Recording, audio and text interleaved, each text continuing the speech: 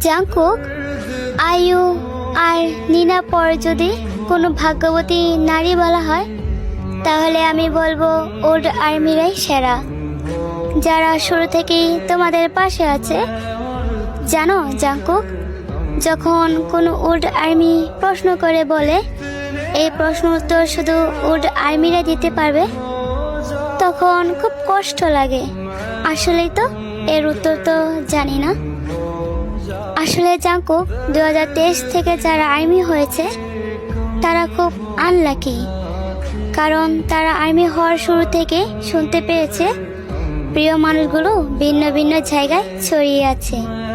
তারপর থেকে শুরু হয় প্রিয় মানুষগুলোর উপর এক একটা অ্যাটাক হওয়ার মিথ্যা অপবাদ।